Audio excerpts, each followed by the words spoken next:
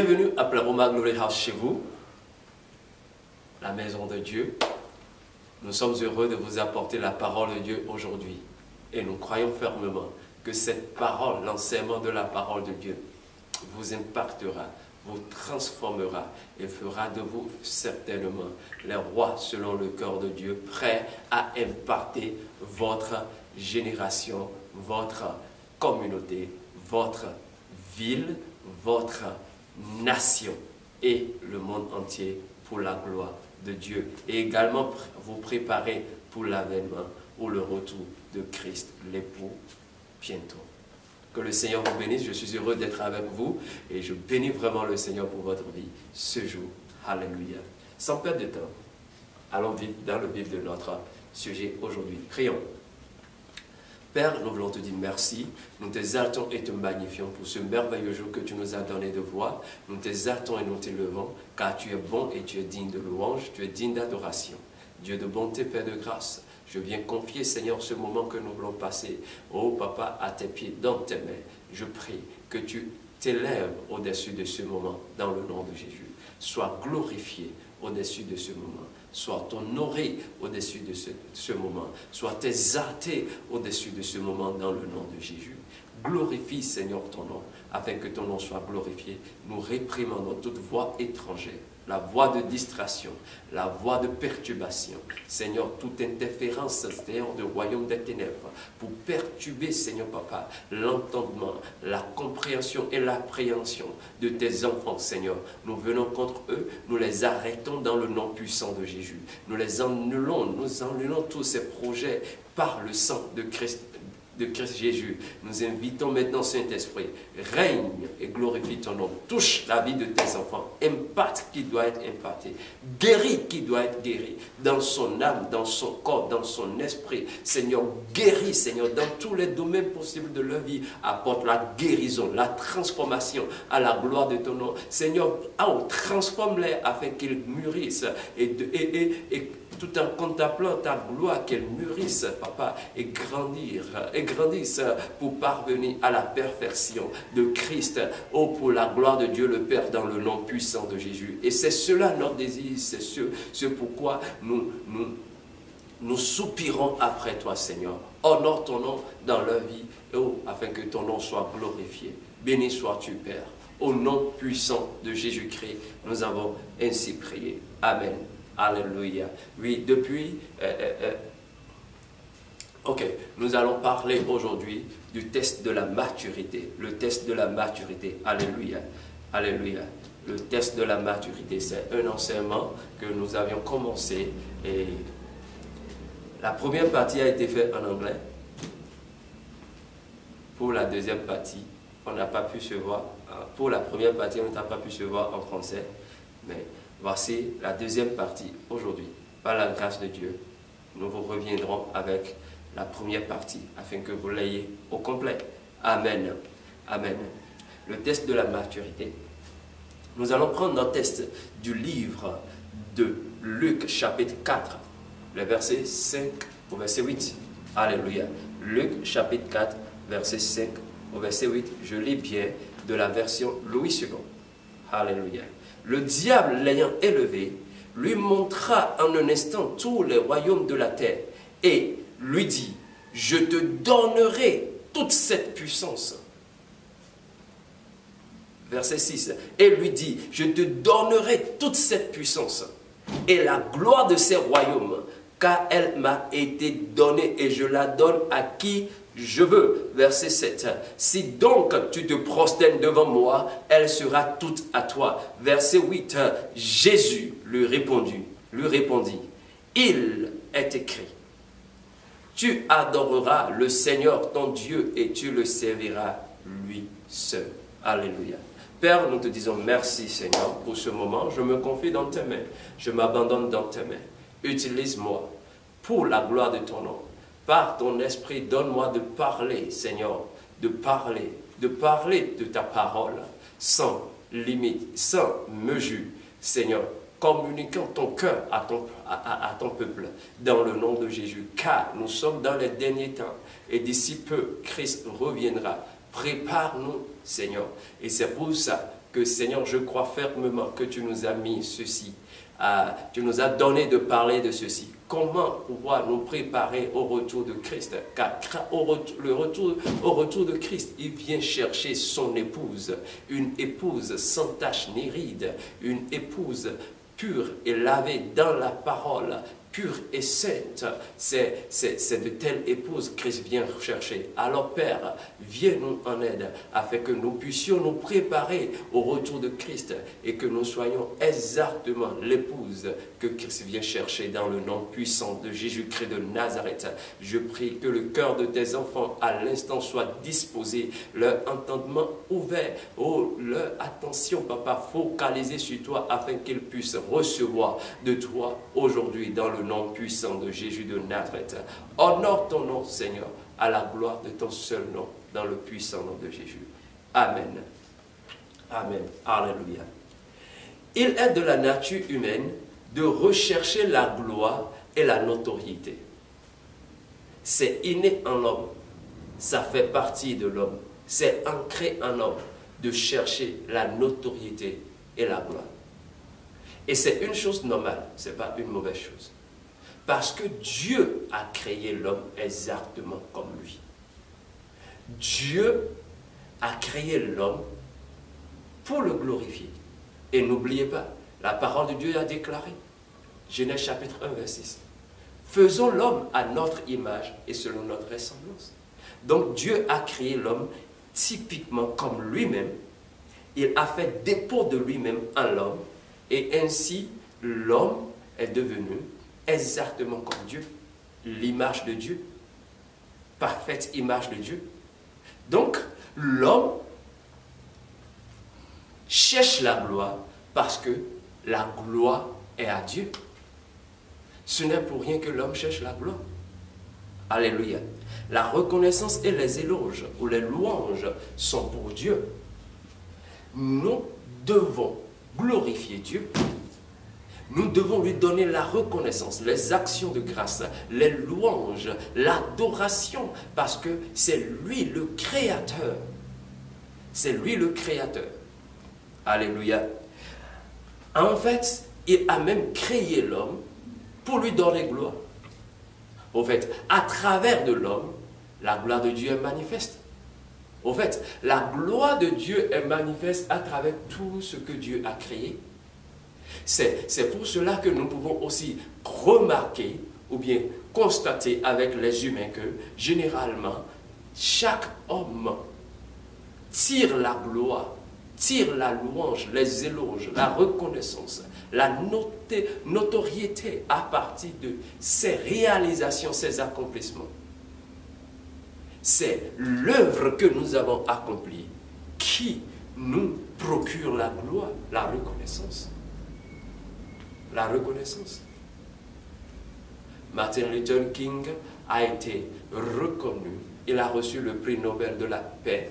Pourquoi? Parce qu'il a œuvré pour la paix et pas seulement œuvré pour la paix dans sa famille, pas dans sa communauté, pas dans sa ville, pas seulement dans son pays, mais sur le plan mondial. Son impact, l'impact de son œuvre, de sa lutte pour la paix a été mondial. C'est pourquoi il a été reconnu, apprécié, honoré avec le prix Nobel de la paix. Donc, nos œuvres parlent pour nous. Albert Einstein a reçu plusieurs prix Nobel sur le plan mondial. Pourquoi? Parce que il a été, ses œuvres ont été avec de grands impacts et ont impacté le monde entier. Donc il a été reconnu, plusieurs prix lui ont été octroyés parce que plusieurs reconnaissances et appréciations lui ont été attribuées parce qu'il a œuvré, il a travaillé et son œuvre a eu d'impact sur la société mondiale, sur le plan mondial, sur le plan planétaire. Alléluia. Donc, la gloire est tirée à partir des œuvres, à partir des accomplissements, à partir des réalisations. Et c'est exactement la même chose. Dieu prend sa gloire à partir de ses créations. C'est pour cette raison que Psaume 12:9 du verset 1 nous dit, oui, les cieux proclament la gloire de Dieu. Il n'y a pas que Psaume 19, il y a plusieurs autres passages dans la parole qui ont parlé de ça. Les cieux et les cieux des cieux proclament la gloire de Dieu. Des arbres louent le Seigneur, les montagnes acclament et le magnifient. Les oiseaux, chaque matin et chaque soir, ne cessent de chanter ses louanges et tirent la gloire de toutes ces créatures, de toute sa création. C'est les œuvres de ses mains lui donnent la gloire. Alléluia. Alléluia. L'homme qui est l'œuvre de Dieu est aussi supporté à porter la gloire à Dieu.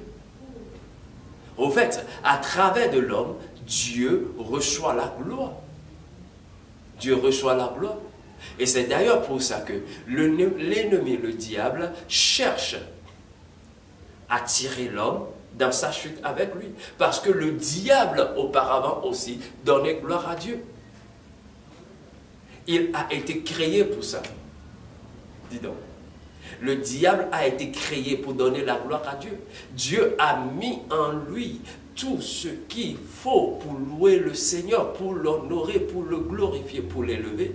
Donc, Lucifer, qui est devenu Satan, diable, l'ennemi, le malin, le rusé, au préalable, louait Dieu. Jusqu'à ce qu'il ne voit, ne contemple la gloire que reçoit Dieu dans les cieux et ne désire de renverser Dieu afin de prendre cette gloire-là. Et c'est là que le mal est entré. C'est ainsi que le mal est entré en lui. Ce qui a entraîné sa chute. Alléluia. Cela a entraîné sa chute. Il est tombé, il a chuté. Il a chuté parce qu'il a désiré prendre la gloire qui revient à Dieu. Et la même chose, il essaye de faire avec les humains que vous et moi, nous sommes. Il essaye aujourd'hui de nous traîner, de nous entraîner dans ses pas. Il veut nous amener dans ses pas afin que nous cessons également de donner gloire à Dieu, le Créateur, et que lui reçoive la gloire. Parce que lui, il reçoit la gloire quand vous prenez vous-même la gloire et vous lui donnez également la gloire. Parce que inconsciemment, si vous ne donnez pas gloire à Dieu, vous donnez gloire au diable. Si vous n'honorez pas Dieu, vous honorez le diable. Et il n'y a que deux. Il n'y a que deux. Il y a Dieu et il y a le diable. Il y a Dieu et il y a l'ennemi. Si vous ne donnez pas gloire à Dieu, le Créateur, vous donnez gloire à l'ennemi. Si vous ne donnez pas gloire à Dieu, le Sauveur, le Créateur de toutes choses, le compatissant et le Dieu d'amour, vous donnez gloire à autre chose, qui est l'ennemi. Et c'est ce que je ne vous encourage pas à faire. Ne donnez pas gloire à l'ennemi. Lorsque vous ne donnez pas gloire à Dieu, indirectement vous donnez gloire à l'ennemi. Alléluia. Alléluia. Il vous incite, il vous utilise, il utilise les choses attrayantes de ce monde pour vous amener à vous défocaliser, à rediriger votre gloire, la gloire qui est supposée aller à Dieu à travers de votre vie, sur vous-même, et ainsi lui se réjouit. Parce que lorsque vous marchez dans cette direction, vous vous détournez radicalement de Dieu et vous suivez ses pas. Et lorsque vous le suivez, ça veut dire que c'est lui qui vous dirige. Et c'est lui qui reçoit la gloire. Alléluia. Il vous entraîne dans sa chute. Et c'est ce qu'il faut que nous apprenons à éviter. Il est un rusé, il est un serpent. Alléluia. Il l'a fait avec Jésus-Christ et Jésus-Christ l'a vaincu pour vous et moi. Cet enseignement a pour but de vous avertir et également de vous équiper à pouvoir vaincre le diable tel que Jésus-Christ l'a vaincu. Il est après votre gloire. Il désire prendre votre gloire. Ne le glorifiez pas. donnez plutôt gloire à Dieu. Alléluia. Qu'est-ce que la glorification? La glorification ou l'adoration. La glorification, c'est l'acte de rendre gloire ou d'attribuer des honneurs à quelqu'un ou à une entité ou à une chose. Alléluia. Lorsque vous accordez de l'honneur, de la reconnaissance, vous parlez de quelque chose, vous magnifiez quelque chose, vous accordez trop d'estime et de valeur à quelqu'un, vous êtes en train de glorifier la personne. Vous êtes en train, à quelqu'un ou à une chose, vous êtes en train de glorifier cette chose ou cette personne. Par exemple, il y a des gens qui ont choisi de glorifier des pierres. Et ils font des louanges à la pierre, ils font des sacrifices à la pierre, ils offrent des choses à la pierre. Ils sont en train de glorifier la pierre dans leur vie. Il y a des gens qui ont choisi des animaux comme le bœuf, l'animal bœuf. Certains ont choisi de les glorifier, de les honorer, de placer une grande estime sur ces animaux, ou de se prosterner même devant ces animaux et les adorer. Donc, c'est important que nous comprenions que cela a fait. Il glorifie des choses au lieu de glorifier le Créateur. Et le diable est après cela. Donc, c'est de l'honneur qu'ils accordent, ils attribuent à ces choses-là. Certains ont choisi de glorifier le serpent dans leur vie en l'adorant. Tout ce que vous adorez, vous louez. Vous louez, vous l'acclamez, vous l'honorez. Comme aussi les footballeurs. Certains vont jusqu'à dire que certains footballeurs est leur idole ou que certains artistes est leur idole. Oui, ils ont fait de ces hommes-là des idoles dans leur vie, parce qu'ils les glorifient. Ils leur accordent de grands honneurs, de grande estime. C'est aussi l'exaltation en honneur et en dignité, l'élévation à la gloire. Alléluia.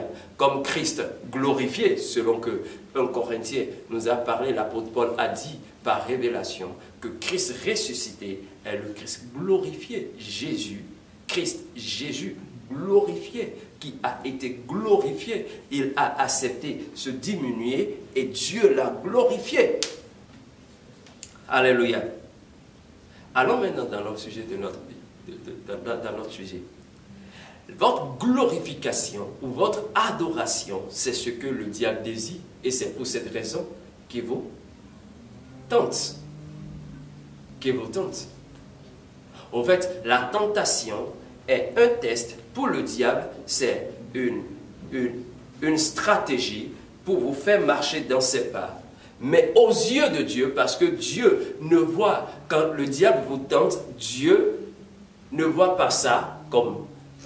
je ne dirais pas que Dieu ne voit pas ça comme une tentation, non, mais Dieu voit ça autrement. Quand le diable vous tente, Dieu voit ça comme un test pour vous. Et c'est le test de la maturité.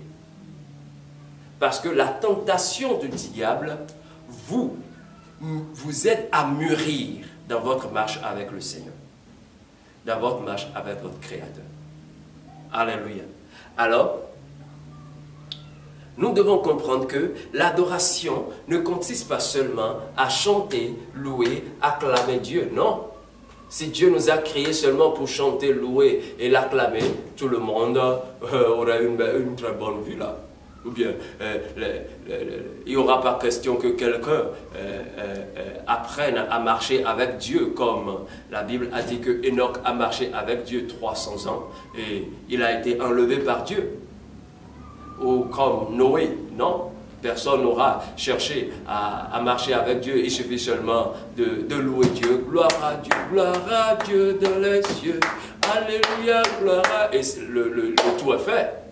C'est pas seulement pour ça que Dieu nous a créés. Dieu nous a créés et nous a envoyés sur terre, pas seulement pour chanter. Non, oui, pour chanter, ça fait partie. Nous le chantons, nous le louons, nous faisons sa louange. C'est une bonne chose. Mais seulement pour vivre sa gloire ou pour vivre pour sa gloire. Pour vivre sa gloire, oui, pour vivre sa gloire. Il est important que nous comprenions cela. La gloire de Dieu doit se voir traduite à travers de notre mode de vie. Dieu ne nous a pas créés pour le louer seulement, pour l'acclamer, pour chanter, sauter, danser. Non, nous devons vivre sa gloire. Sa gloire doit transparaître. Quand on nous voit, nous devons être l'image typique de Christ, l'image de Dieu sur terre. Alléluia. C'est pour cette raison qu'il nous a envoyés et nous a envoyés sur terre pour être ses représentants ou des ambassadeurs, comme l'apôtre Paul l'a dit. Vous êtes des ambassadeurs de Christ, dont vous le représentez comme un ambassadeur représente son président ou son gouvernement dans le pays d'accueil. Ainsi, vous êtes aussi des ambassadeurs de Dieu sur terre, des ambassadeurs de Christ sur terre. Vous le représentez sur terre. Alors, votre vie doit le traduire. Si l'ambassadeur du Bénin près du Ghana ne peut pas représenter son président, ne peut pas représenter le gouvernement béninois, typiquement comme le gouvernement béninois est installé et opère, il n'opère pas de cette façon, donc il n'est pas un représentant du Bénin. Si l'ambassadeur des États-Unis près du Ghana ne peut pas représenter les États-Unis au Ghana, donc il n'est pas un ambassadeur des États-Unis, non, il sera automatiquement ôté de ses fonctions. Pourquoi? Parce qu'il doit représenter très bien dans ses caractères, dans sa mentalité, dans ses caractères, dans ses propos, dans ses pensées, dans ses actions. Il doit représenter les États-Unis au Ghana. Et pareil avec le Ghana aux États-Unis, le Bénin aux États-Unis. C'est ainsi que ça marche. Vous êtes des représentants de Dieu. Vous devez manifester la gloire de Dieu sur terre. Et c'est pour cette raison qu'il vous a créé.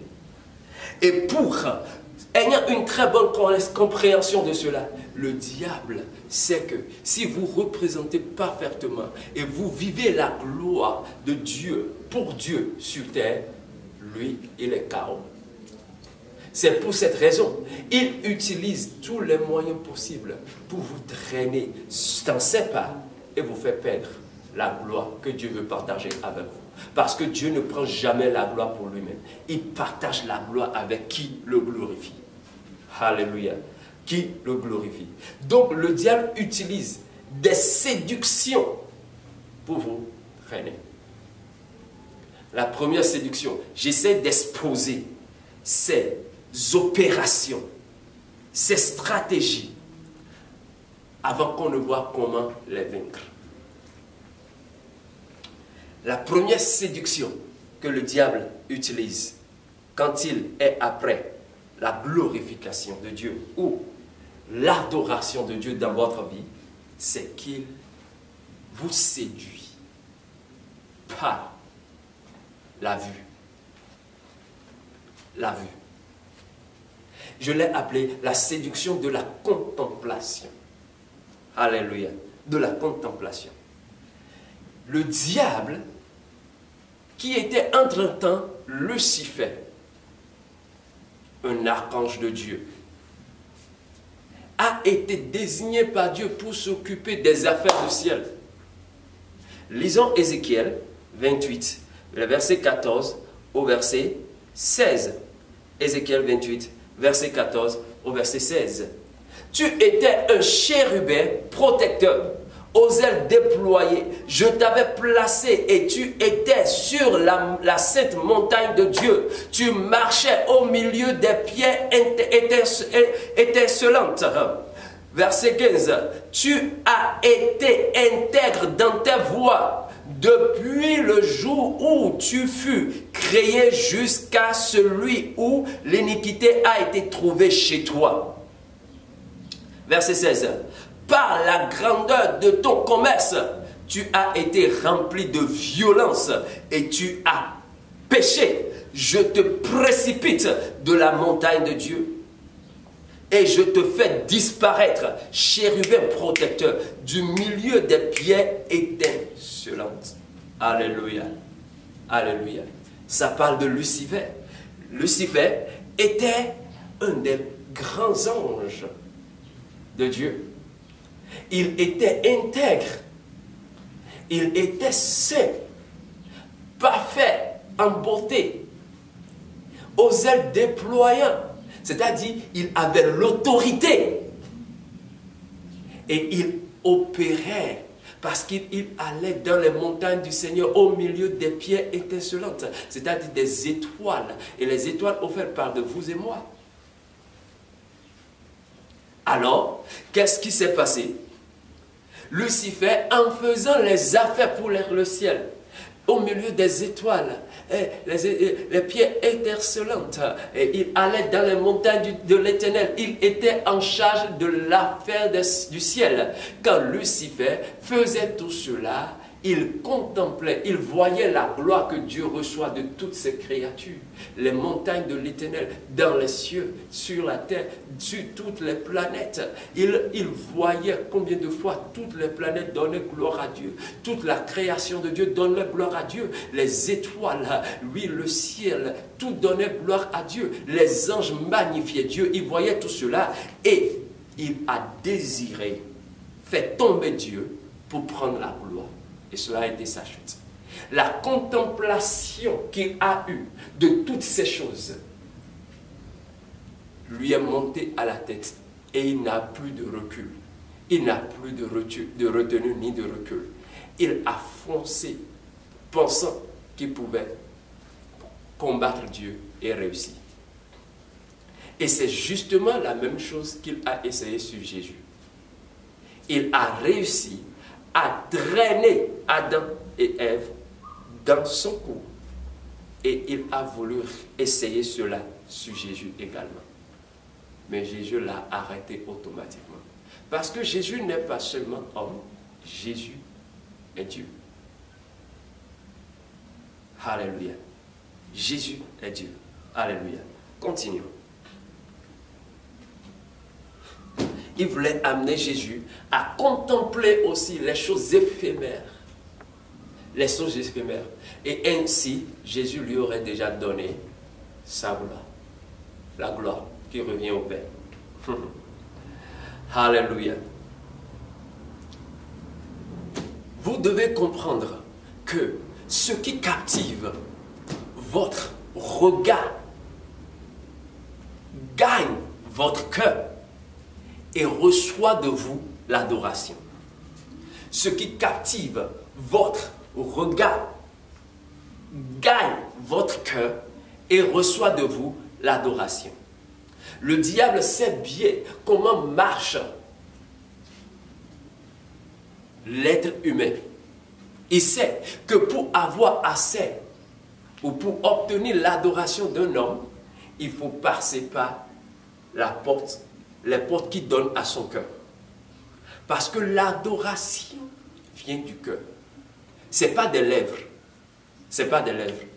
Ce n'est pas quand on se retrouve à l'église et on chante, qu'on adore. Non, l'adoration vient du cœur. Le diable le sait bien. Raison pour laquelle il fait tout pour captiver, pour contrôle de vos regards. Parce que tout ce que vous voyez, vous pensez et vous y croyez et vous finissez par le dire. Et parce que vous le dites, vous magnifiez cela, vous glorifiez cela, vous honorez cela, vous attribuez de la valeur à cela, de l'estime à cela, à travers de vos propos. Même quand vous parlez en dédain de quelque chose, et vous en parlez de manière exagérément, vous êtes en train de glorifier cette chose sans savoir. Pourquoi? Parce que, oui, souvent nous parlons du diable, le diable est mauvais, le diable est si, nous racontons des choses sur le diable, même à l'église, oui, les pasteurs se donnent à parler beaucoup du diable au lieu de parler de Dieu. Vous magnifiez le diable dans l'église au lieu de magnifier le maître de l'église, Christ Jésus. Nous devons beaucoup plus, en tant qu'homme de Dieu, parler de Dieu au lieu du diable. Je ne dis pas qu'il ne faut pas exposer les œuvres du diable. Non. D'ailleurs, c'est ce que j'essaie de faire. J'essaie de vous exposer ces stratégies et ces manigances, ces manifestations. Comment il arrive à séduire les hommes. Comment il arrive à séduire. C'est ce que je suis en train d'exposer. Mais nous exagérons lorsque nous commençons par faire des enseignements pour parler du diable de fond en comble. Nous exagérons, non, ne magnifions pas le diable, ne glorifions pas le diable. Celui de qui vous parlez beaucoup, c'est de lui, vous le magnifiez. Lorsque vous ne parlez pas beaucoup de Dieu et que vous parlez beaucoup du diable, vous êtes en train de magnifier le diable au lieu de magnifier Dieu. Parce que le diable devient l'objet de votre pensée, celui que vous voyez dans votre tête, par vos regards, c'est celui que vous voyez, votre imagination, c'est celui sur qui cela porte. Non, détournez votre imagination sur Dieu, portez votre imagination sur Dieu, à la lumière de la parole de Dieu, oui. Donnez-vous, créez maintenant l'imagination ou bien l'image que la parole de Dieu vous présente de Dieu. Et maintenant, parlez de cela, magnifiez cela dans le cœur, dans les oreilles, dans le cœur, dans la tête, dans l'imagination des membres également. Faites plus cela que de parler du diable, parce que le diable n'aide pas. Magnifier le diable, c'est aller contre la glorification de Dieu. Et il le sait bien. Donc, il fait tout pour vous présenter des choses qui vont vous amener à le magnifier au lieu de magnifier Dieu. Exactement ce qu'il a voulu faire avec Jésus. Il dit, je te montre toutes ces choses et leur gloire, toute cette puissance et leur gloire, pourvu que tu te prosternes devant moi. Donc, son objectif, c'est la gloire. La gloire. Ne lui donnez pas gloire. Ne lui donnez pas gloire. Un fils de Dieu, c'est-à-dire un chrétien ou un croyant mature, est celui-là qui a choisi de ne pas donner gloire au diable. En tout ce qu'il fait, il ne donne pas gloire au diable. Indépendamment de sa situation, il ne donne pas gloire au diable. Lorsque vous vous concentrez sur votre situation et que vous parlez beaucoup plus de votre situation qui est négative, qui n'honore pas Dieu, vous êtes en train de magnifier l'esprit qui est derrière cette situation au lieu de magnifier Dieu qui a la solution pour la situation. Je préfère magnifier Dieu qui a la solution pour ma situation au lieu de magnifier l'esprit qui est derrière cela. Il a essayé cela avec Jésus-Christ et Jésus lui a refusé cela. Jésus lui a refusé de prendre contrôle de ses yeux parce que quand il a le contrôle de vos yeux, de vos regards, de votre imagination, il a le contrôle de votre cœur et il reçoit votre adoration. Parce que vous allez penser beaucoup plus à ce qu'il vous fait voir et vous allez parler beaucoup plus de ce qu'il vous fait voir et vous allez seulement donner gloire à Dieu. Gloire, vous allez seulement lui donner gloire. Alléluia. Alléluia. Vous devez aussi savoir que tout ce que le diable vous propose n'est que l'ombre de votre héritage en Christ. N'est que l'ombre de votre véritable héritage en Christ. Parce que votre héritage est en Christ, pas en un homme, pas en une chose. Nous, les humains, nous aimons lutter pour l'héritage que nous laissent nos parents, notre papa, notre maman, oncle, ou les choses qu'on nous laisse. Nous luttons pour cela, nous nous battons pour cela. Mais je vous dis la vérité, véritable héritage n'est rien de toutes ces choses-là. Non, non, non, non. La véritable héritage, c'est ce que Dieu vous a réservé dans la vie.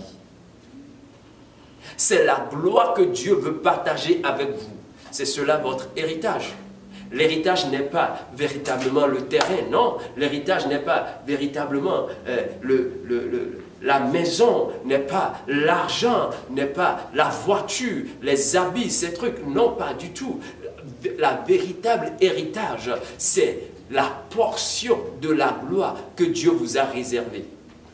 Et vous ne pouvez l'avoir que lorsque vous êtes déterminé. Vous avez appris à honorer Dieu le Père.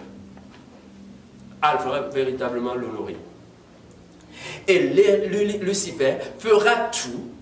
Le diable fera tout. Le serpent ancien fera tout. Le malin fera tout pour avoir contrôle de cela. Il veut vous faire perdre la véritable image. Tout ce qu'il vous présente n'est pas véritable.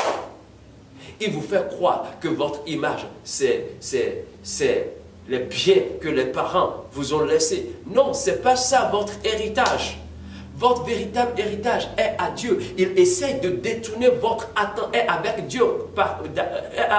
Avec Dieu. Il essaie de détourner votre attention de Dieu à des choses qui sont éphémères et qui sont périssables sur terre, afin que votre regard soit détourné de ce qui est éternel et ce qui est véritablement la véritable chose pour vous.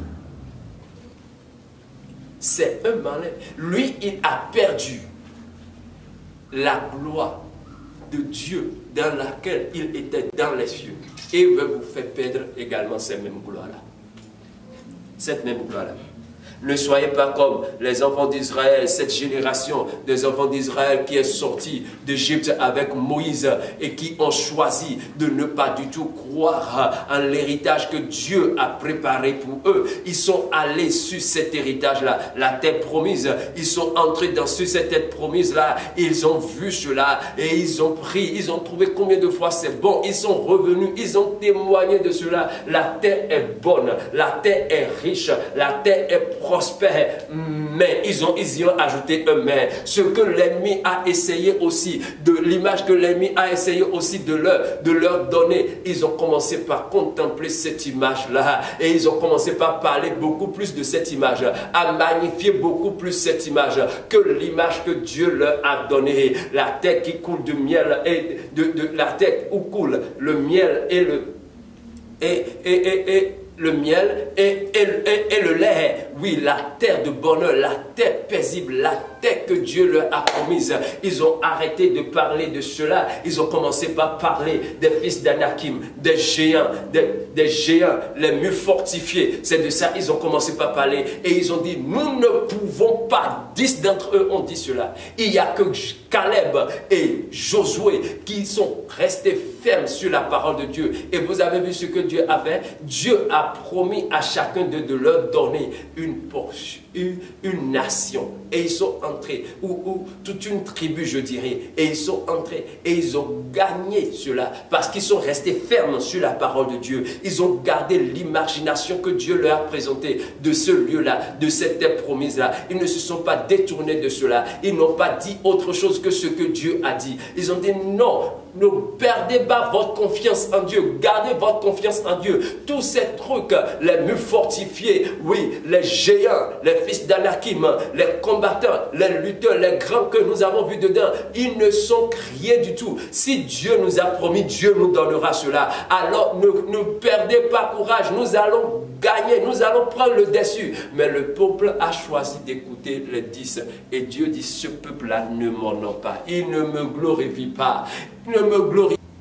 Ce peuple-là ne m'honore pas, ne me glorifie pas. Il ne mérite pas de voir cet héritage que j'ai préparé pour eux. Dieu alors a décidé, non, ils n'entreront pas sur la terre promise. Je vais les exterminer et commencer une nouvelle génération avec Moïse. Et Moïse a dû implorer le Seigneur, la miséricorde du Seigneur pour eux. Et le Seigneur alors a entendu Moïse et leur a dit, alors, je ne vous exterminerai pas, je ne les exterminerai pas, mais je vais les laisser à autant, 40 ans, et ils seront finis. Et Dieu a fait ça. En 40 ans, ils sont finis et une nouvelle génération est arrivée. Donc c'est cette nouvelle même génération avec Josué et Caleb qui sont entrés sur la terre promise. Alléluia.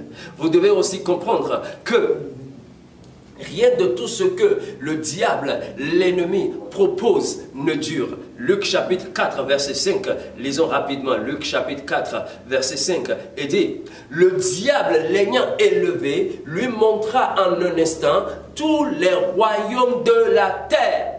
Tous les royaumes de la terre. Le diable en un instant, en un instant. Tout ce que le diable vous présente n'est qu'un instant. Ça ne dure pas. Ça ne dure pas. Rien de ce qu'il va vous présenter, rien de ce qu'il vous propose, rien de ce qu'il vous... Il essaye de vous tromper, d'utiliser pour vous tromper, ne dure pas. C'est éphémère, c'est temporaire, c'est juste pour un instant. Un instant. Juste pour un instant. Alors, mon frère, ma soeur, écoute-moi très bien.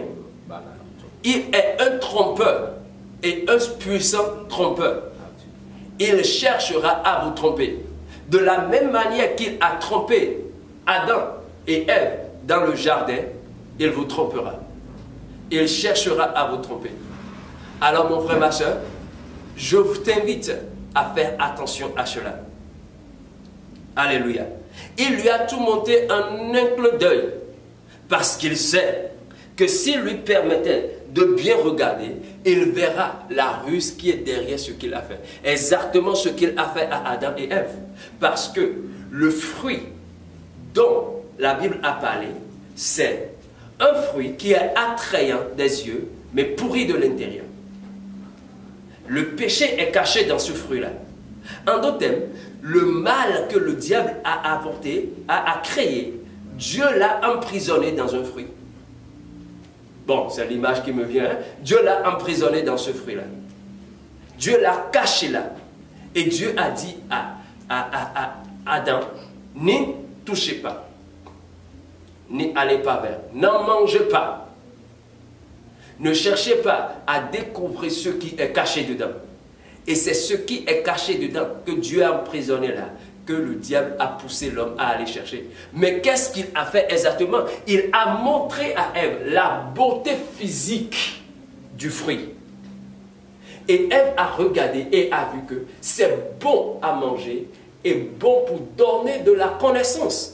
La beauté physique, combien de fois ça fera du bien de connaître cela, de connaître le goût de cela.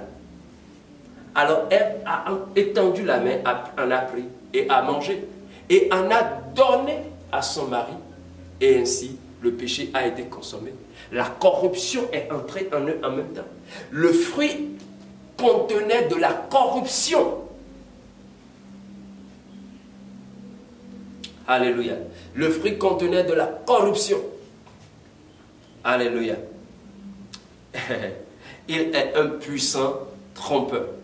Un puissant manipulateur. Il a manipulé Adam et Ève et il a aussi essayé sa manipulation sur Jésus-Christ. Mais Jésus, lui, l'a arrêté. Jésus l'a arrêté. Jésus a refusé qu'il ne l'induise dans l'erreur. Jésus a refusé cela. Jésus, lui, sachant bien qui il est, l'a arrêté automatiquement. Automatiquement. Parce que Jésus a compris que tout ce qui brille n'est pas de l'or. La véritable gloire est manifestée, est pour Dieu qui se manifeste à travers de l'homme. Et quand Dieu reçoit la gloire, Dieu la partage avec l'homme. Ne vous laissez pas trahir comme le diable trahit beaucoup aujourd'hui. Pour des choses éphémères, pour des choses qui brillent, pour la renommer, certains vont jusqu'à vendre leur âme au diable. Comme nous pouvons entendre certains artistes le dire publiquement. J'ai vendu mon âme au diable. Je sais que c'est un mauvais deal. Ils le savent, mais ils l'ont fait. Pourquoi? La renommée. L'argent. Parce qu'on leur promet, nous allons vous promettre. Nous allons vous élever. Vous allez connaître la notoriété. Votre album se vendra partout. Alors, faites un pacte. Ils vont faire le pacte avec vous. Ils vont vous donner ce qui est éphémère, parce que tout ce que vous pouvez recevoir sur terre n'est que pour un instant. Regardez, quelle est votre durée de vie sur terre? Le maximum de la durée de vie de tout être humain sur terre, c'est 120 ans. Le maximum qu'on peut vivre de nos jours, c'est 120 ans.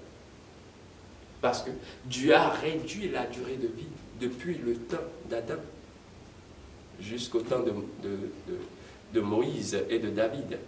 Il a réduit la durée de vie de l'homme. À cause du mal qui ne cesse de corrompre et d'envenimer la vie de l'homme.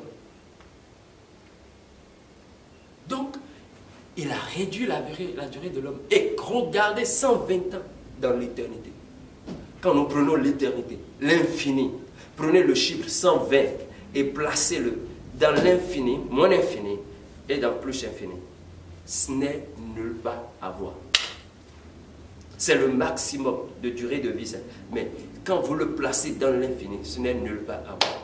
C'est comme si vous prenez une petite aiguille que vous lancez, ou un grain de sable que vous lancez dans le désert de Sahara. Vous ne verrez pas le grain du sable. Vous ne pouvez pas le trouver. C'est comme l'aiguille jetée au milieu de l'océan. Vous ne pouvez pas le trouver. Vous ne pouvez pas le localiser. Pourquoi? Parce que l'aiguille est tout petit dans tout l'océan. Ou une goutte d'eau qui tombe au milieu de l'océan. Vous ne pouvez pas le trouver. C'est une petite partie. C'est comme ça, les 120 ans que nous vivons, nous pouvons vivre sur terre. Et nous voulons avoir ce que le diable, le malin, nous propose dans 120 ans-là, pour vivre quoi dans l'éternité? Votre éternité se prépare sur terre. Alors, ne laissez pas votre éternité partir en l'air. Votre véritable héritage est pour l'éternité, ce n'est pas pour la terre.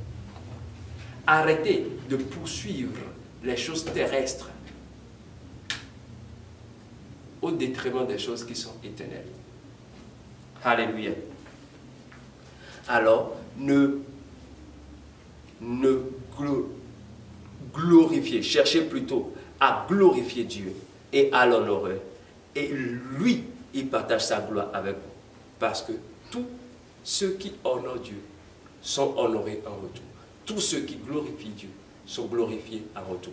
D'ailleurs, il a dit dans Ésaïe, je ne partage pas ma gloire avec personne. Mais cette personne dont il parle là, il parle des idoles. Parce que le passage de Ésaïe qui parle de cela, a bel et bien précisé que c'est avec des idoles. Il a parlé des idoles, pas des humains. Il partage sa gloire avec les humains. C'est pour ça qu'il a créé les humains, pour le représenter. Donc, ils doivent être honorés comme lui-même a été honoré. C'est d'ailleurs pour ça qu'il a établi le principe de l'honneur. Honore ton père et ta mère. Honore tes parents dans le Seigneur et honore ton père et ta mère. C'est capital. Le Seigneur a établi la loi de l'honneur parce qu'il est prêt à partager sa gloire avec les hommes et non avec des idoles. Et non avec des idoles. Alléluia. Alléluia. Il partage sa gloire avec les hommes et non avec des idoles. Donc, il n'est pas prêt à partager sa gloire avec les idoles, mais avec les hommes. Mais avec les hommes. Alléluia. Dieu, quand vous l'honorez, il vous honore en retour. Vous ne pouvez jamais voir, regardez, toute personne qui honore Dieu, des gens comme C.S. Lewis, qui ont honoré Dieu. Regardez leur vie. Jésus-Christ, il est venu sur terre, il a honoré Dieu. Toute sa vie, il a honoré Dieu. Il a donné gloire à Dieu à travers de sa vie. à travers sa vie. Et vous pouvez voir que Dieu également l'a honoré. La Bible a dit, et Dieu l'a honoré en lui donnant un nom qui est au-dessus de tous les noms, afin qu'à la mention de son nom, tout genou fléchisse. Tout genou fléchisse. Alléluia. Dieu ne partage pas sa gloire avec des idoles, mais avec l'homme, il partage sa gloire. Cherchez Dieu afin qu'il puisse partager sa gloire avec vous. Alléluia. Vous devez aussi savoir que ce que le diable vous présente n'était guère à lui. Donc, ne le croyez pas. Il vous ment. Il vous ment. Luc 4,6. Dans Luc 4,6, la Bible nous dit, Luc chapitre 4, verset 6, la Bible nous dit, et il lui dit, je te donnerai toutes ces choses et la gloire de ces royaumes, car elle m'a été donnée et je la donne à qui je veux. C'est un mensonge, c'est pas pour lui. C'est pas pour lui. Il a volé cela. Et ce que tu as volé n'est pas à toi. Ce que tu as volé n'est pas à toi. Donc il a volé cela à l'homme. C'est pas à lui. Alors tout ce qu'il vous présente, il ne l'a pas. Il vole cela. Il vole cela. Et vous présente cela afin de recevoir votre adoration. Vous devez être en mesure de lui refuser cela. Il connaît bien la vérité. Il sait que Dieu vous a donné ce qui est dans sa main. Genèse chapitre 1, verset 26. Genèse 1, verset 26 dit. Puis Dieu dit, faisons l'homme à notre image, selon notre ressemblance, et qu'il domine sur les poissons de la mer et les oiseaux du ciel, sur le bétail, sur toute la terre et sur tous les reptiles qui rampent sur la terre. Vous avez entendu, Dieu a donné la domination à l'homme. Le Satan sait que la terre vous a été donnée. Il sait cela très bien. La terre sur laquelle il essaye de régner et de contrôler, vous a été donné, cela ne lui a pas été donné. Donc il ment, il vous ment. Il ment pour prendre votre adoration. Il ment pour prendre votre glorification. Il ment pour prendre votre honneur et estime que vous devez donner à Dieu. Non, ne lui laissez pas la vedette. Non, ne lui donnez pas la vedette. Refusez-lui la vedette. Retournez la vedette à Dieu parce que c'est Dieu qui vous a donné la terre. La terre est à vous. Et tout ce qu'elle renferme, est-ce que c'est l'or? Ça vous appartient. Et tout ce qui est sur la terre vous appartient. Tout ce dont vous avez besoin, c'est de mûrir. Oh, devenez mature en Christ et vous réclamez votre possession. Et votre possession vous revient. Vous réclamez votre héritage et vous l'avez. Parce que c'est votre héritage. On ne travaille pas pour son héritage. On reçoit son héritage. Dieu vous l'a donné en héritage. Et d'ailleurs, c'est pour cela que plus tard, nous n'allons pas vivre sur terre. Non, regardez ce que la Bible a dit. Dans Psaume 115, verset 16, il dit, les cieux sont les cieux de l'Éternel, mais il a donné la terre au Fils de l'homme.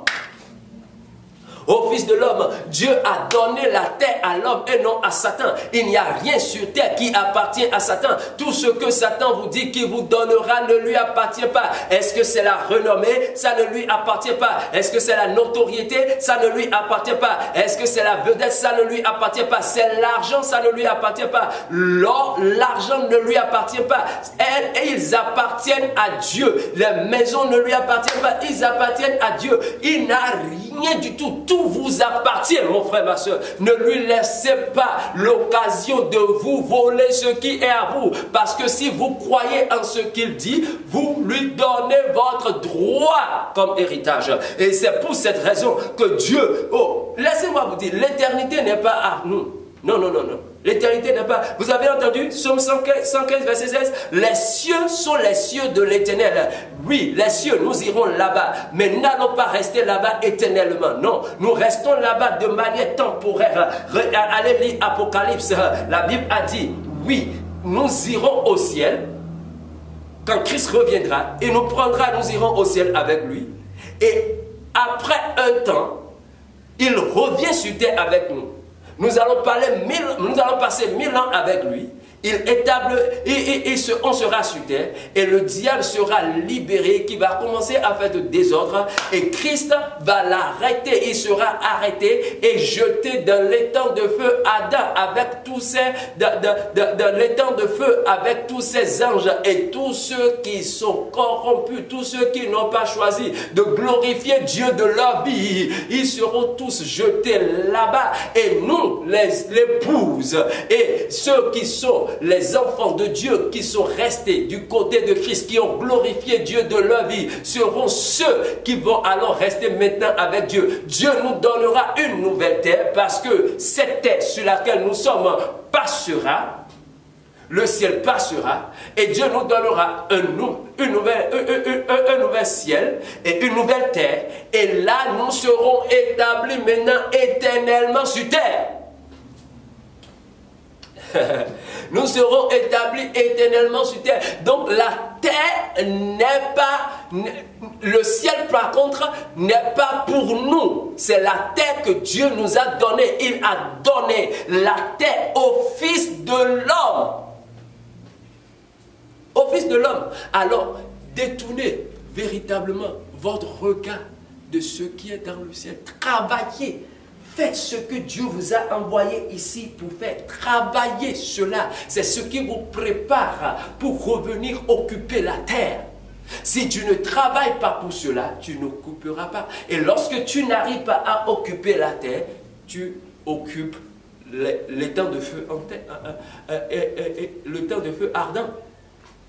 Que le Seigneur nous fasse grâce. Que le Seigneur nous fasse grâce.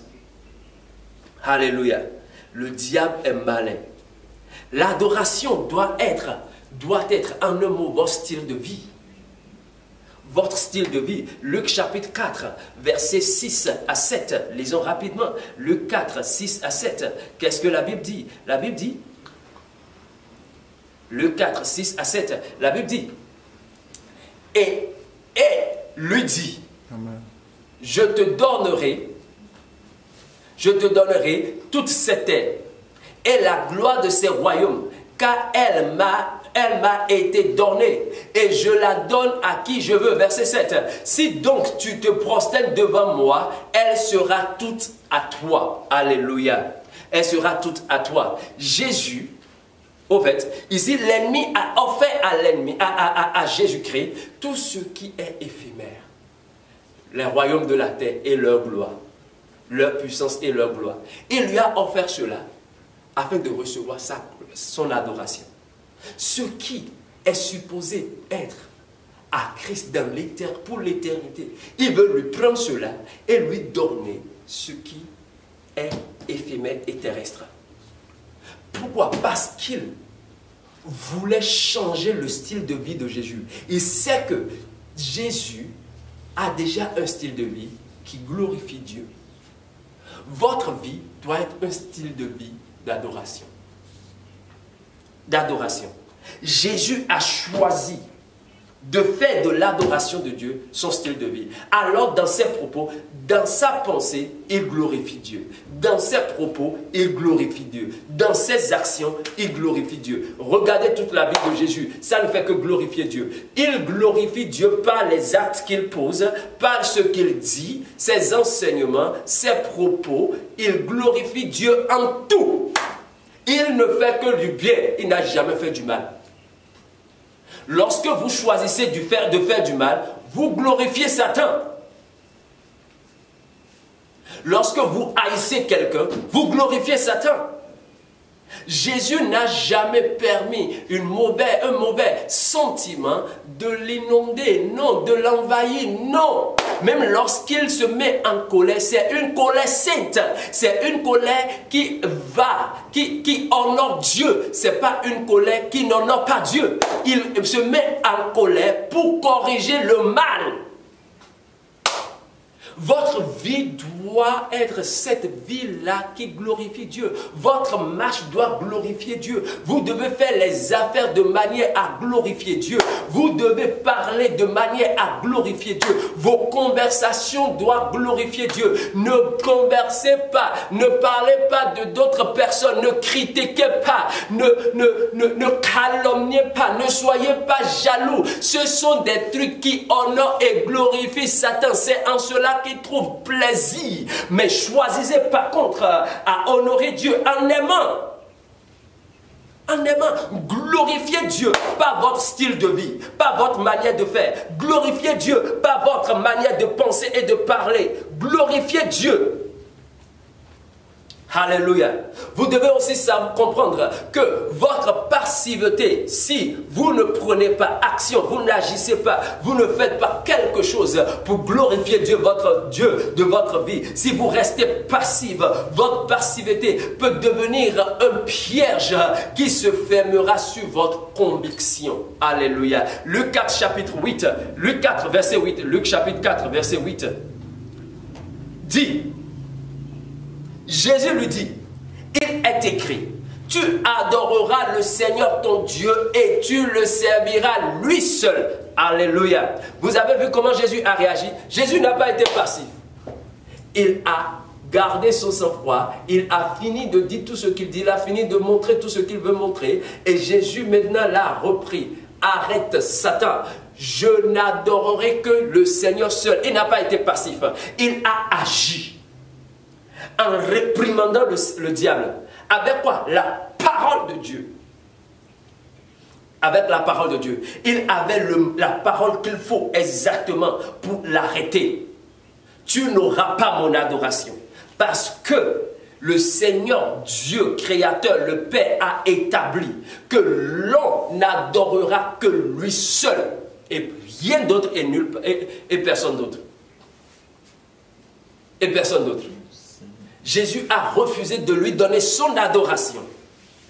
Il a refusé de lui donner son adoration. Donc vous ne devez pas rester silencieux. Non, votre passivité qui se traduit par votre silence peut devenir un piège qui se ferme contre votre conviction. Jésus a exprimé sa conviction. Jésus n'est pas resté bouche bée sur ce que le diable a dit. Non, il n'a pas hésité sur ce que le diable a dit. Non, il a parlé au diable avec conviction. Il l'a repris avec conviction. Non, diable, écoute-moi. Je ne t'adorerai pas. Je donnerai mon adoration à l'éternel Dieu, lui seul.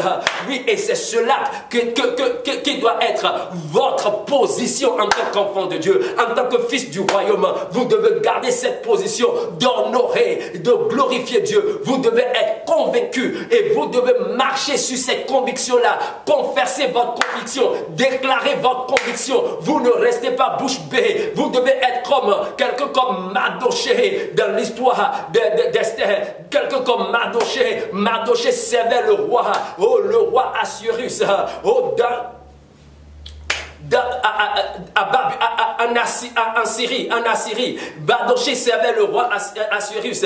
Il était le portier, le gardien, celui qui garde la porte du roi, du palais. Et Mardoché était là. Il a fait du bien au roi. Et le roi, ils l'ont enregistré dans le livre des chroniques. Mais rien n'a été fait pour Mardoché. Et Mardoché était là pour servir. Quand soudainement, Haman a été honoré. Et l'honneur que Haman a reçu lui est monté à la tête. Lorsqu'il passe, tout le monde doit se prosterner devant lui. Tout le monde doit l'adorer. Et Mardoché, étant à la porte, a refusé d'adorer Haman. Haman était furieux parce que Mardoché ne s'est pas prosterné devant lui. Alors Haman est allé consulter ses amis et ses devins.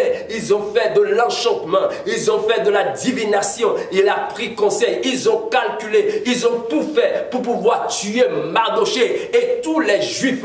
Alors Haman a tout fait. Et le jour que Haman a décidé de mettre son opération à l'œuvre, il a déjà tout préparé. Même là où il faut tuer Mardoché et les Juifs, ils ont tout préparé. Et il a décidé, oui, j'irai prendre l'approbation du roi. Et le roi me fera cela. Mais la veille, ce que Haman ne sait pas, au milieu de la nuit, le roi n'a pu dormir. Il a eu de l'insomnie. Pourquoi? Parce que lorsque Aman opérait, Aman se préparait, le Seigneur est déjà allé sur le terrain. Le Seigneur était déjà en existence avant l'humanité. Le Seigneur était déjà en existence avant l'humanité. Le Seigneur était là. Il a devancé Aman. Il est entré dans l'intimité du roi. Il lui a pris son sommeil. Et parce que le roi n'était pas en mesure de dormir, il a dit: amenez-moi le livre des chroniques.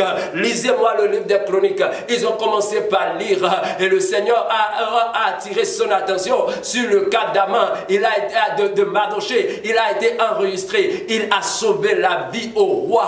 Et ceux qui voulaient faire du coup d'état au roi, Aman était au courant. Mardoché était au courant de cela. Et il a dévoilé leur complot et les a fait tomber. Ils ont été arrêtés. Le roi dit automatiquement: qu'avions-nous fait à Mardoché? Ils ont dit rien du tout. Il a dit: comment on peut ne rien faire pour lui? Alors le roi n'a pas pu dormir. Il était perturbé toute la nuit à cause de la situation. Il y réfléchissait, il y pensait. Et maintenant, le lendemain matin, il était assis dans le palais et il réfléchit: que vais-je faire pour ce monsieur qui m'a sauvé la vie, qui m'a délivré? Et Aman est entré. Dès que Aman est entré, il voulait faire exposer son plan de détruire Mardoché et tous les Juifs. Et le roi dit: arrête-toi. Dis-moi, qu'est-ce que le roi fera pour honorer quelqu'un qui désire honorer? Et Aman ouvre la bouche, il dit: mais grand roi, il dit dans son cœur: grand roi, qui est-ce que le roi va encore honorer si ce n'est moi, Aman? C'est moi seul qui peux honorer, c'est moi seul qui reçoit l'honneur. Oh, l'orgueil de son cœur parle. Alors il dit: oh roi, prends ton nouveau char et mets ton manteau sur le char et mets celui que tu veux honorer dessus et mets ton nouveau manteau royal sur lui. Et qu'on marche devant lui et qu'on proclame: voici ce que le Seigneur fait à celui qui veut honorer dans tous les confins du royaume. Et le roi dit: très bien, tout ce que tu as dit, ton idée est parfaite. Vas-y, fais cela pour Mardoché, le portier. Et Aman était brisé automatiquement. Aman est parti. Il a fait cela pour Mardoché. Dieu a honoré Mardoché. Et nous connaissons bien la fin d'Aman. Aman s'est retrouvé détruit finalement. Il a été tué. Le roi l'a fait exécuter, à lui et sa maison et tous ses conseillers. Le roi les a fait exécuter. Pourquoi? Parce que Aman a marché. Il a voulu prendre la place de Dieu. Non, un homme ne peut prendre la gloire de Dieu. Il a voulu que Mardoché se prosterne devant lui et l'adore. Non, tu ne dois pas adorer un homme. Tu dois adorer Dieu. Tu ne dois pas adorer un homme. Tu dois adorer un Dieu. Non, Aman a dépassé ses limites. Dieu n'a pas défendu Mardoché. Oui, nous avons lu dans l'histoire que Esther a demandé qu'il jeûne. Ils ont jeûné, tous les Juifs ont jeûné, ils ont crié à Dieu. Oui, nous avons vu cela dans les textes, dans l'histoire. Mais au fait, la vraie vérité est que Dieu n'a pas intervenu à délivrer Mardoché et les enfants d'Israël, pas à cause des jeûnes, pas à cause de la prière, mais plutôt parce que Mardoché est resté ferme sur la conviction qu'il a de la parole de Dieu, qui dit: tu n'adoreras aucun autre Dieu, ni aucune image taillée, ni aucune image taillée des choses dans les cieux, sur la terre et sous la terre. Tu n'adoreras personne d'autre si ce n'est le Seigneur seul. Mardoché est resté ferme sur cette conviction. Vous devez rester ferme sur votre conviction de la parole de Dieu, votre conviction de la parole du Seigneur. Restez ferme sur cela, indépendamment de tout ce qui se passe autour de vous. Restez ferme sur cela. Souvenez-vous également des 3 Juifs. Oui, des 3 Juifs, Meshach, Azaria, Anania et Mishaël. Souvenez-vous d'eux, ils ont refusé à Nebuchadnezzar, qui ne vont pas se prosterner devant son idole. Nebuchadnezzar a dit: je vous jetterai dans la fournaise ardente. Ils ont dit: même si notre Dieu Même si notre Dieu ne nous délivre pas de tes mains, nous n'allons pas nous prosterner, mais nous savons qu'il va nous délivrer. Ils étaient restés fermes sur leur conviction. Ils ne vont pas se prosterner devant une idole. Ils ne vont pas se prosterner devant une image, et fondée par des humains. Vous formez les images de votre propre main. Vous prenez le bois, vous formez cela, vous badigeonnez cela de peinture en or, de peinture en argent, de toutes choses. Vous coupez l'arbre, vous le placez et vous dites que c'est votre Dieu. C'est une idole. Vous prenez de ciment pour former la statue et vous vous prosternez devant. C'est une idole. Ce n'est pas un Dieu vivant. Il a le bras, il ne peut pas lever le bras. Il a le pied, il ne peut pas lever le pied. Il a la bouche, il ne peut pas parler. Il a les yeux, il ne peut pas voir. Il a le nez, il ne peut pas respirer. Il a l'oreille, il n'entend pas. Alors tout ce que vous dites ne fait rien. Il n'a même pas d'émotion. C'est pourquoi le diable ne vous fait pas cadeau. Il vous traite mal parce qu'il n'a pas d'émotion. C'est lui qui se cache derrière ses idoles. C'est de l'idolâtrie. Ne pratiquez pas l'idolâtrie. Fuyez l'idolâtrie. Alléluia. Les anges ne sont pas à adorer. Le diable était un ange avant qu'il ne soit déchu. Il est un ange déchu. Vous ne devez pas l'adorer. Allez voir Daniel chapitre 8 verset 16 et verset 18. La Bible a dit, et Daniel dit, lorsqu'il était en jeûne et il priait, Dieu a envoyé l'ange Gabriel. Et quand l'ange Gabriel était venu, il a vu l'ange Gabriel, il s'est prosterné devant lui. Et la Bible dit que l'ange Gabriel l'a tapé par l'épaule et l'a fait relever et lui a dit, ne te prosterne pas devant moi. En d'autres termes, ne m'adore pas. Et il dit, adore plutôt l'Éternel ton Dieu. Allez voir aussi dans Apocalypse chapitre 19 verset 10. Apocalypse 22 9.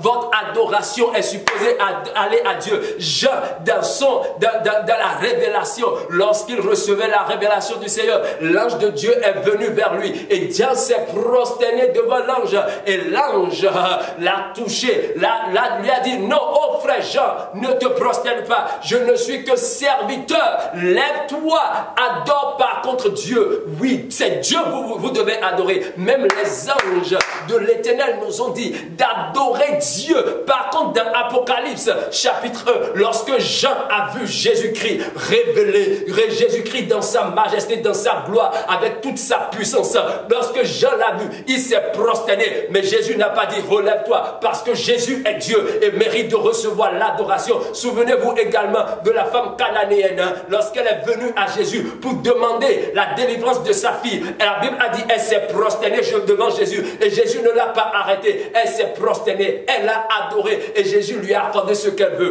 Lorsque vous venez à Dieu et vous l'adorez, il vous honore en retour en répondant à votre demande. Ou en résolvant votre problème. N'adorez pas les anges, n'adorez pas les choses, mais adorez par contre Dieu. Ne donnez pas votre gloire, la glorification qui est supposée aller à Dieu. Ne donnez pas cela aux choses, pas à l'argent, pas à des maisons, pas à des biens matériels, mais donnez cela à Dieu, le Dieu de gloire qui vous a créé. Alléluia. Comment maintenant vaincre cette tentation de l'ennemi? Pour vaincre cette tentation de l'ennemi, vous ne pouvez vaincre cette tentation de l'ennemi dans votre capacité. Non, ce n'est pas donné à un homme. Il a déjà vaincu l'homme au commencement. Il a vaincu Adam et Ève qui sont l'homme. Il les a vaincus au commencement. Ainsi, tout homme a été vaincu, car la Bible dit tous ont péché et sont privés de la gloire de Dieu. Nous avons été tous vaincus et privés de la gloire de Dieu. C'est pourquoi aujourd'hui, si tu veux maintenant vaincre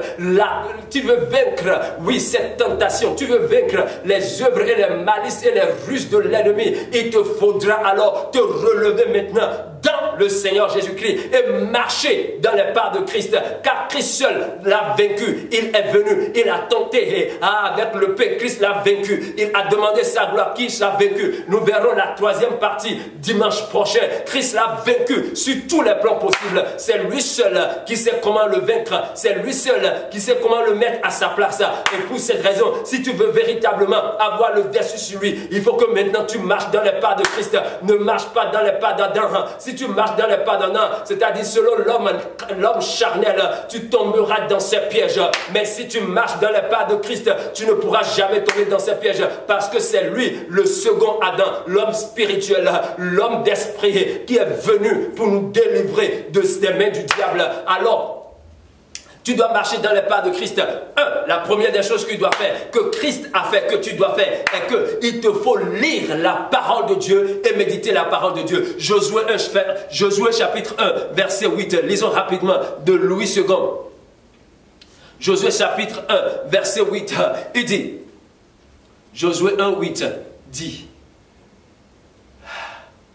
voilà, il dit, que ce livre de la loi ne s'éloigne point de ta bouche, médite-le jour et nuit, pour agir fidèlement selon tout ce qui y est écrit, car c'est alors que tu auras du succès dans tes entreprises, c'est alors que tu réussiras. Vous avez vu, Dieu a dit à Josué, pour que tu réussisses, que tu aies de succès et que tu réussisses, il te faudra avoir ce livre de la loi tout le temps devant tes yeux, que cela ne s'éloigne pas de ta bouche. Il faut le lire avant de le dire. Il faut le lire des yeux et le dire de ta bouche et méditer. Donc il te faut lire cela. Si vous allez dans le verset 9, vous verrez que Dieu a dit, et nul ne pourra se tenir devant toi pour vaincre le diable. Il faut que vous lisez la parole, vous méditez la parole. C'est sans la parole, vous ne pouvez pas vaincre le diable. C'est pas la parole seulement que vous pouvez le vaincre. C'est l'arme la plus efficace pour le mettre à sa place. Psaume 101, verset 2, il dit, mais qui trouve son plaisir dans la loi de l'Éternel et qui la médite jour et nuit, pour ne pas tomber dans la tentation du diable. Et pour ne pas tomber dans la tentation du diable. Psaume 1, pour que vous ne marchez pas sur la voie des méchants, vous ne vous asseyez pas en compagnie des moqueurs, et que vous ne devenez amis à des hommes mauvais, et que vous ne faites ce qu'ils font de mal, alors il vous faudra prendre plaisir à méditer la parole du Seigneur, à lire et méditer la parole du Seigneur jour et nuit. Vous vous faites compagnon de la parole du Seigneur. C'est alors, verset 3, vous pouvez maintenant réussir. C'est alors que vous pouvez réussir. C'est alors que vous aurez le dessus chaque fois. Alléluia. La méditation et la lecture et la méditation de la parole de Dieu est capitale. Vous pouvez voir Jésus, il a lu, il a médité. Quand le diable est venu, il lui a répondu. Et il est écrit, tu adoreras le Seigneur ton Dieu et tu le serviras lui seul. Quoi? Qu'est-ce que vous méditez? Vous méditez sur l'argent,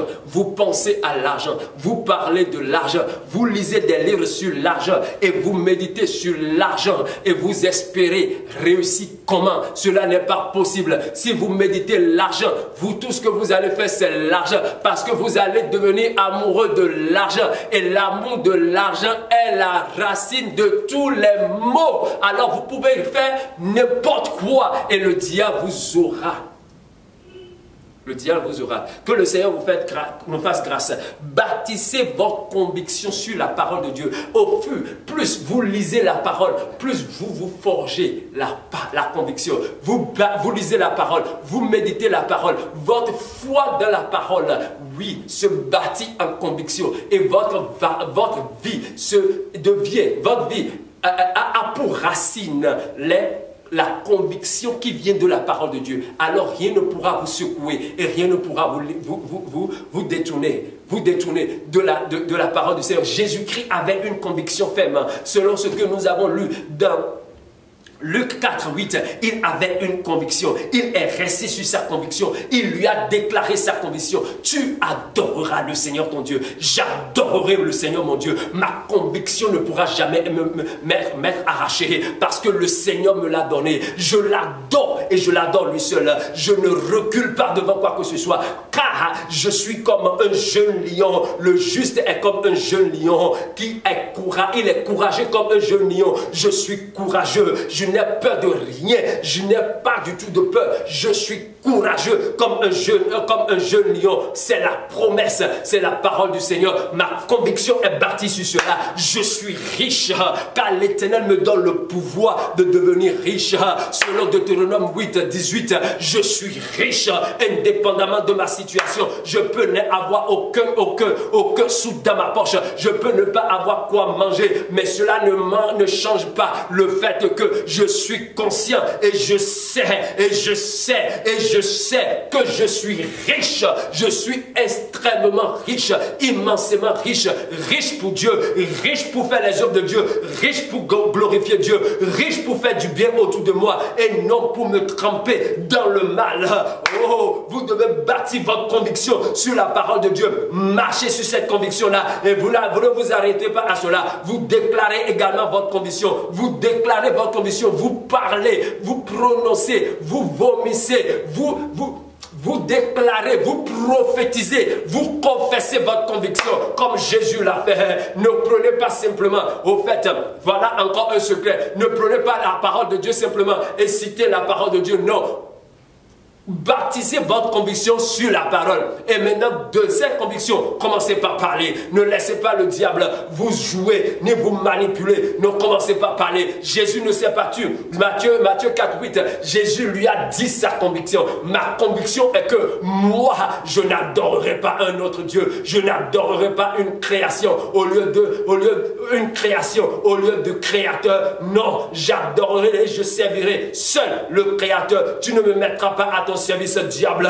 Tu es la création. J'adore, je ne t'adorerai pas. J'adorerai mon créateur. Et votre conviction, vivez maintenant votre conviction. Jésus a vécu sa conviction toute sa vie. Vous pouvez voir, il a glorifié Dieu. Il a adoré Dieu dans ses paroles, dans ses actions, dans ses pensées, en tout ce qu'il a fait. Il a adoré Dieu. Adorez Dieu par votre manière de vivre. Adorez Dieu par votre quotidien, adorez Dieu, que votre vie de chaque jour reflète l'adoration de Dieu. Quand on vous voit, que ce soit l'adoration de Dieu qu'on voit à travers de vos vies, n'agissez pas et qu'on commence pas à poser des questions. Est-il vraiment un chrétien? Est-il vraiment un petit Christ? Est-il vraiment habité par l'Esprit de Christ? Est-il vraiment conduit par l'Esprit de Christ? Non, agissez de manière à ce que la gloire revienne toujours à Dieu. Qu'on vous voit, qu'on dise celui-ci, véritablement, il est un représentant de Christ, il est un ambassadeur de Christ, il est un fils de Dieu, il est conduit par l'Esprit de Dieu, mené par l'Esprit de Dieu. Il fait exactement la volonté de Dieu. Qu'on vous voit et qu'on voit Christ en vous, qu'on vous voit, qu'on commence par honorer Dieu, que vous soyez des agents du royaume de Dieu, qui défendent la cause de Christ, qui défendent les valeurs du royaume, qui défendent les valeurs de l'amour, les valeurs de la sainteté, les valeurs de la justice, les valeurs de la droiture dans la société, un peu partout. Ne soyez pas des promoteurs de l'immoralité, de la libéralité, du libéralisme, de libertisme. Non, ne soyez pas des promoteurs du mal, mais soyez plutôt des promoteurs des valeurs du royaume. Honorez Christ par votre vie. Ne vous retrouvez pas assis en compagnie des moqueurs, des calomniateurs, de ceux qui racontent de mauvaises choses sur les autres, des gens qui critiquent. Ne soyez pas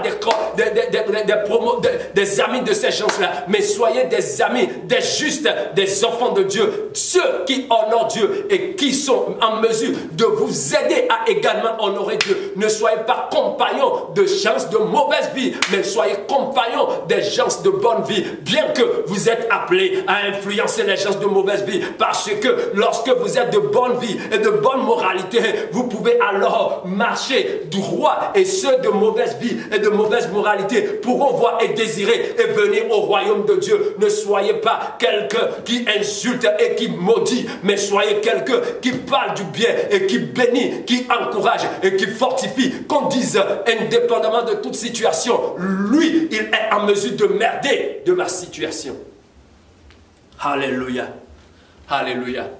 Je bénis le Seigneur pour votre vie, pour ce moment. Si vous avez suivi avec attention et que vous êtes prêts à faire cette marche avec le Seigneur, je veux vous inviter à ce moment précis, à lui donner votre vie, parce que c'est le premier pas à commencer par vaincre le diable. Si votre vie n'appartient pas à Christ, il a le contrôle sur vous. Il a le contrôle sur vous. Personne, il n'y a que 2 royaumes. Il n'y a pas 3, il n'y a pas 4, il n'y a que 2. Soit vous appartenez au royaume de Dieu en venant par Christ, la porte qui mène aux cieux, la porte qui mène à Dieu, le chemin qui mène à Dieu, le chemin qui mène à la vie en Dieu, la vie en Christ, la vie Zoé de Dieu. Oui, la porte et le chemin qui mène là-bas. Si vous ne venez pas à travers de lui, vous ne pouvez pas. Vous ne venez pas à travers de Christ, vous êtes d'office de l'autre côté. Spacieux, large est le chemin, large est la porte, spacieux est le chemin qui conduit au diable et à la perdition. Parce que le diable, il est sur le chemin de la perdition. Christ, il est sur le chemin de la perdition. Lorsque vous n'allez pas la porte large et vous prenez pas, vous marchez sur le chemin spacieux, vous marchez après lui pour la perdition. Lui, il est condamné pour la perdition pour toujours. Et il sait qu'il est condamné. C'est pourquoi il fait tout pour vous traîner sur son parcours, pour vous amener avec lui, pour vous conduire avec lui. Ne lui donnez pas l'occasion. Ne lui donnez pas l'occasion. Par contre, Christ est la porte étroite, le chemin resserré qui conduit à la vie. Mais très peu le trouvent. Je suis sûr que vous faites partie de très peu qui trouve cette porte-là et qui marche sur ce chemin-là. Et si vous êtes prêts, vous croyez véritablement que vous trouvez cette porte-là et ce chemin resserré, ce matin, vous avez l'occasion de véritablement entrer par cette porte qui est Christ Jésus et marcher sur ce chemin resserré qui est également Christ Jésus pour entrer dans la vie que Christ Jésus offre en Dieu. Si vous êtes prêts, calmement fermez vos yeux, levez vos 2 mains et répétez cette prière après moi.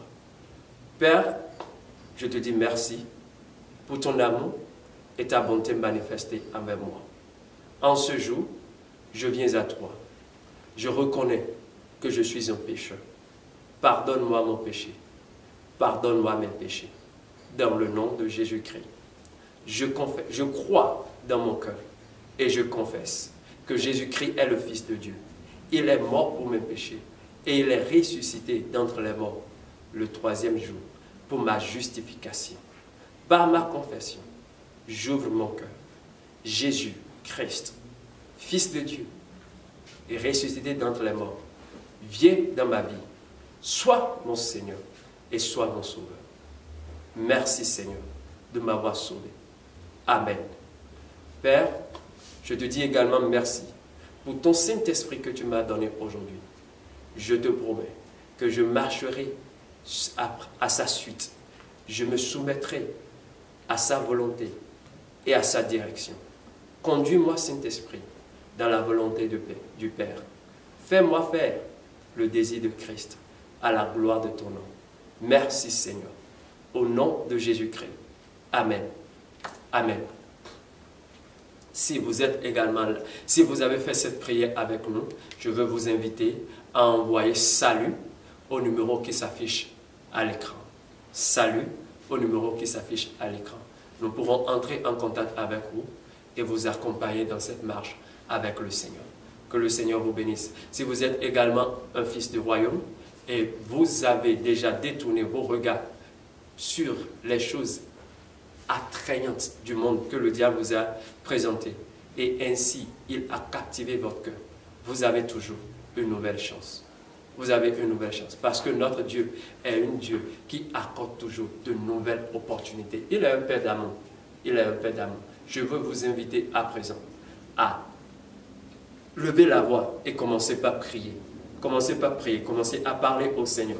Demandez au Seigneur de vous faire miséricorde, de vous faire miséricorde. Il est un Dieu de miséricorde. Il a dit, je suis un Dieu de miséricorde. Et il fait miséricorde à qui il veut. Demandez-lui de vous faire miséricorde, de vous pardonner et de vous laver dans le nom de Jésus, de vous restaurer dans cette marche avec lui, dans son amour pour vous, dans le nom de Jésus. Prions, prions.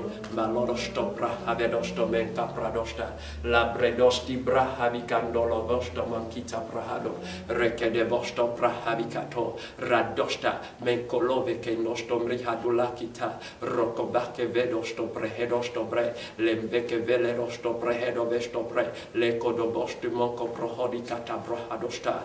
Father, we thank you for their life. Père, nous te disons merci pour leur vie, nous t'exaltons et te magnifions. Nous te glorifions, Seigneur, pour la restauration que tu leur as accordée, pour les avoir ramenés dans le royaume, Seigneur Papa, les avoir restaurés, car tu es un Dieu d'amour, un Dieu de bonté. Ne les laisse pas, Seigneur, se perdre ne les laisse pas prendre pas la porte, Papa, large, et Papa, le chemin spacieux qui conduit après le diable à la perdition, dans le nom de Jésus. Mais ramène-les, Seigneur Papa, sur le chemin, Seigneur, le chemin qui conduit la porte qui conduit sur le chemin, et la porte étroite qui conduit sur le chemin resserré qui conduit à la vie, dans le nom de Jésus de Nazareth. Merci Seigneur, compte-les parmi, Papa Dieu de gloire, les peu qui trouvent ce chemin et cette porte-là, cette porte et ce chemin, dans le nom puissant de Jésus de Nazareth. Père, je te dis merci pour ce que tu as fait dans leur vie. À toi seul revient la gloire. Au nom de Jésus, nous avons prié. Amen. Je vais prier maintenant pour vous. Peut-être vous êtes malade, peut-être vous avez une situation, je ne sais. Je vais prier pour les familles également, toutes les familles qui nous ont suivis. Je veux maintenant prier pour vous. Alors, fermez les yeux, levez les mains. Si vous avez mal quelque part, touchez cette partie de votre main droite, levez votre main gauche simplement. Et nous allons prier. Prions. Si vous avez de problèmes, peut-être problèmes financiers, tenez vos mains ensemble. Nous allons prier. Prions. Père, nous te disons merci. Nous te bénissons, Seigneur, pour chacun de tes enfants. Nous t'élevons pour cette famille qui s'est réunie pour nous suivre, cet individu qui nous a suivis à l'instant. Père, nous te disons merci pour leur vie, nous t'honorons. Nous prions maintenant, Seigneur, que ta main puissante s'étende dans leur vie. Saint-Esprit, par ma main, Seigneur, qui est l'extension de ta main. Seigneur, touche-les maintenant. Touche-les maintenant, où qu'ils sont, Seigneur. Touche-les dans le nom de Jésus. Celui qui est malade, je déclare sa guérison dans le nom puissant de Jésus.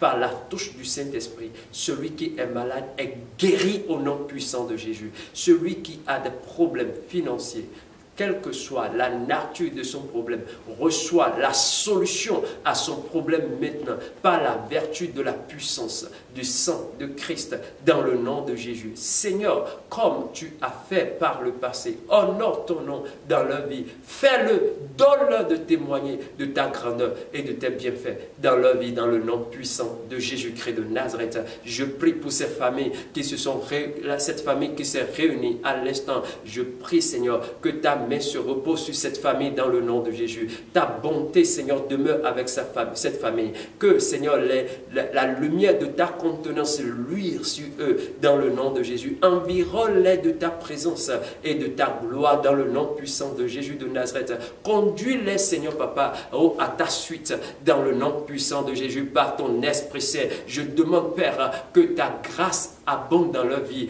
abonde dans leur cœur, abonde dans leurs pensées, abonde, Papa, dans leurs agissements, qu'ils commencent par t'honorer par leur attitude, qu'ils commencent par t'honorer par leurs propos, par leurs pensées. Seigneur, que ta pensée, Seigneur, domine leur cœur, inonde leur cœur, remplisse leur cœur, que leur mentalité soit celle de la repentance, celle qui se renouvelle chaque jour à l'image de la mentalité de Christ, afin que leurs propos, leurs paroles, Seigneur, puissent t'honorer et que leur regard soit fixé sur les choses célestes qui sont éternelles et non sur les choses éphémères qui sont terrestres, temporaires qui sont terrestres, dans le nom puissant de Jésus. Fais-les entrer véritablement dans ta gloire et dans l'héritage que tu lui as réservé dans le puissant nom de Jésus de Nazareth. Merci Père pour ce que tu as fait. À toi seul revient la gloire, l'honneur, la majesté, au nom puissant de Jésus-Christ. Amen. Alléluia. Si vous avez vraiment fait cette prière avec nous. Le Seigneur vous a touché, vous a guéri, a fait un miracle dans votre vie, a changé une situation dans votre vie au cours de la semaine, a touché votre famille, a guéri votre épouse, guéri vos enfants, a fait un miracle tangible dans votre vie. N'hésitez pas de partager ce témoignage avec nous. Envoyez témoignage au numéro qui s'affiche à l'écran et nous pouvons vous écouter, nous pouvons prier avec vous afin que votre témoignage soit permanent dans le nom de Jésus de Nazareth. Si vous voulez que nous partageons ce témoignage, nous allons le faire. Mais si vous ne voulez pas, nous n'allons pas le faire. Mais souvenez-vous que votre témoignage est aussi une prophétie dans la vie de quelqu'un, est un encouragement pour quelqu'un. Bien sûr, nous allons garder vos noms anonymes. Nous allons garder vos noms anonymes. Amen. Que le Seigneur vous bénisse. Que la semaine soit une semaine prospère, une semaine bénie, une semaine de bonté, une semaine de joie, une semaine de prospérité à tous égards pour vous dans le nom de Jésus, dans votre pensée, dans votre cœur, dans votre parole, dans vos actions, dans votre âme, dans votre corps, dans tout ce qui vous concerne, vos affaires, vos occupations, votre travail, que la semaine soit prospère pour vous dans le nom de Jésus.